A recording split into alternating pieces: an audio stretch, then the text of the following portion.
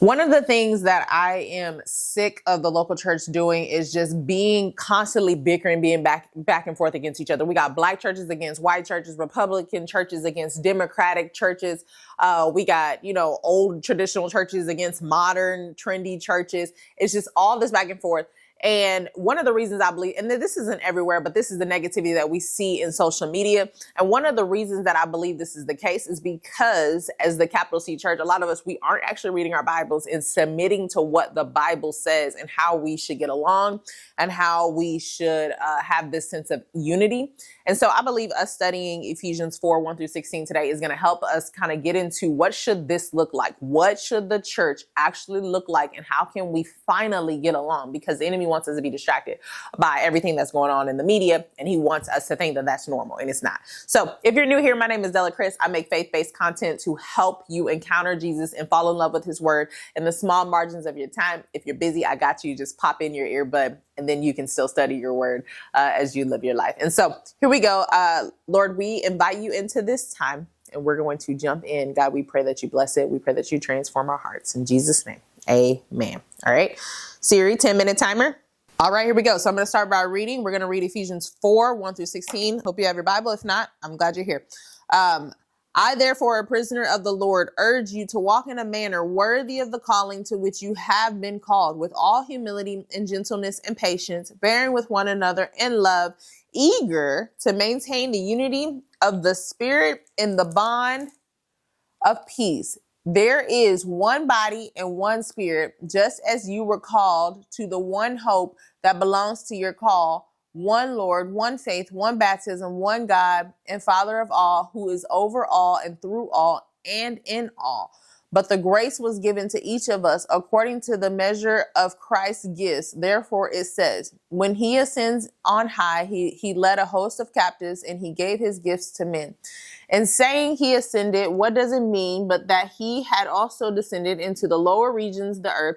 He who descended is the one who also ascended far above all the heavens, that he might fill all things. And he gave the apostles, the prophets, the evangelists, the shepherds, and the teachers to equip the saints for the work of the ministry, for building up the body of Christ, until we all attain the unity of the faith and of the knowledge of the Son of God, to mature manhood, to the measure of the stature of the fullness of Christ, so that we may no longer be children, tossed to and fro by the waves and carried about by every wind of doctrine, by human cunning, by craftiness and deceitful schemes, rather speaking the truth in love. We are to grow up in every way into him who is the head, into Christ, from whom the whole body, joined and held together by every joint with which is equipped, when each part is working properly, makes the body grow so that it builds itself up in love. I love the analogy of the body.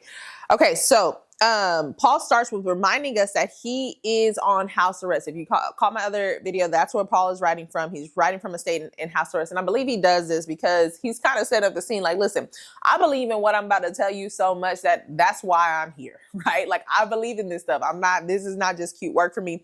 It has me in chains. And so I believe that's why he starts with that. And then we look at verse 1, it says, walk in a manner worthy of the calling to which you have been called. And here's the thing. Everybody wants a calling. Everybody wants to say, I've been called by Christ, but nobody wants accountability in what walking in a manner worthy of the call looks like. We don't want that accountability. But because we're talking about unity within the body, unity within the church, we need this accountability, right? And so I want to look at verse 2 and 3, and I just want to list some of the things that Paul is saying that we need to walk in. Here we go. We got humility. We have gentleness. We have patience. We have bearing with one another in love, right?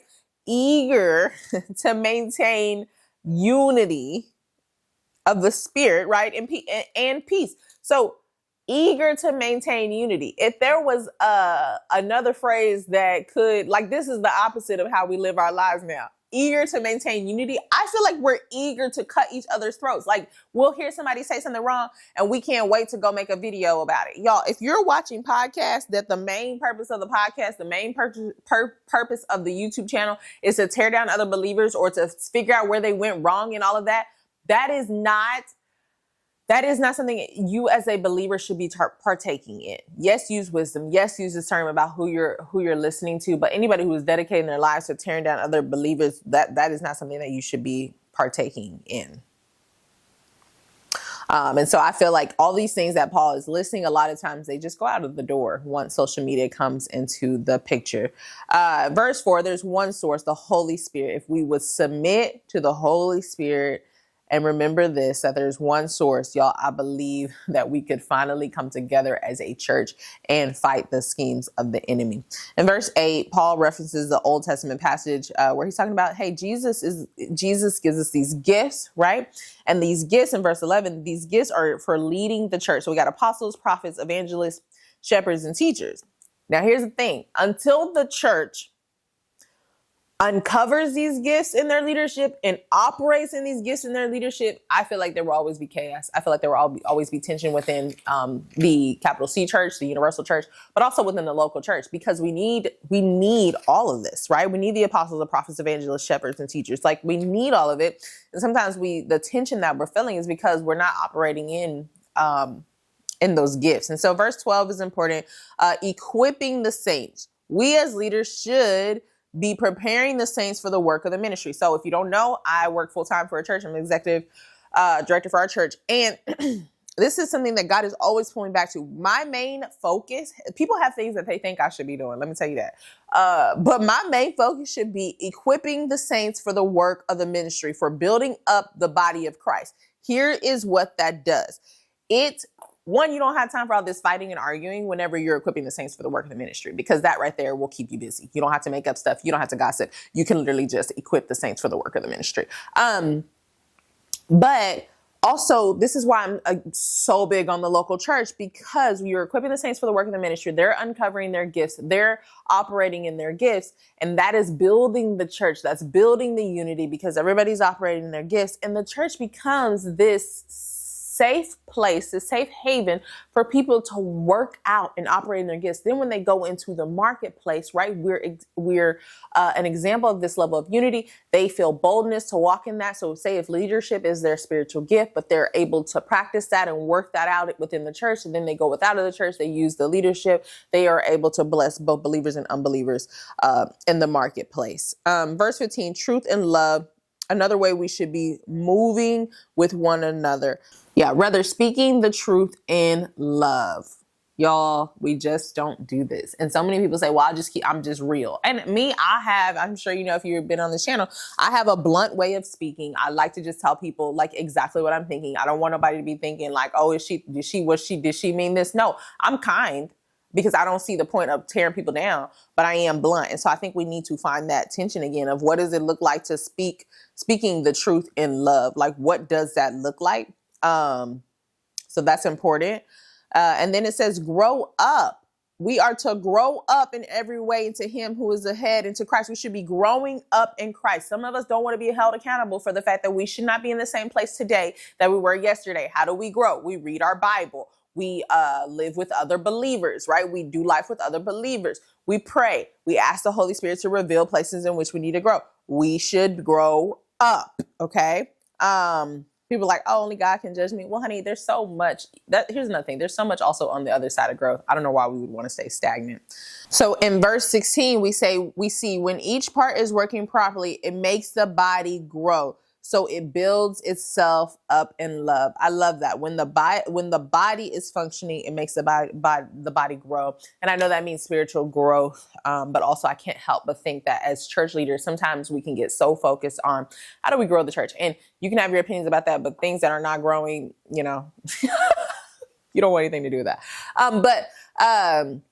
But growth can mean the believers are maturing or the congregation is getting larger in size. But here's the thing that I can't help but think, that if we focus on the spiritual growth of the people, and if we as believers, right, you may not be a church leader, but if you focus on your spiritual growth, the spiritual growth of your life group, your small group, whatever that is, that leads to numerical growth, because then you are multiplying, you're making disciples, which is the whole point of all of this anyways. And so I really think this is what we should be focused on. And y'all know the thing that people say, what your attention is on grows. And so that's something God's been really dealing with me on in this season, is like, Della, what are you focused on?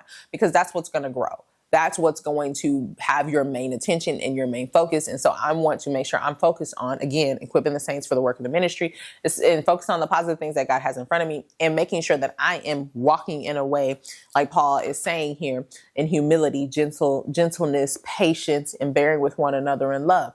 Making sure that I'm doing that. And y'all, we can talk about it on this video. It's easy to talk about on this video, but in the minute that you are like wrestling and having conflict, which you're going to have when you're rubbing shoulders with other believers, which is important because it grows you.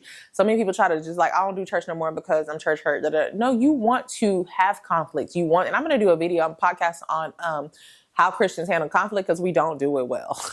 But anyway, so yeah, reflection question for you is, which one of the things that Paul talks about that I just listed, humility, gentleness, patience, bearing with one another in love, there's our timer. Which one of these do you need to grow in order to be someone who facilitates unity amongst believers better? All right, I love y'all, and I will see you in the next video. Bye.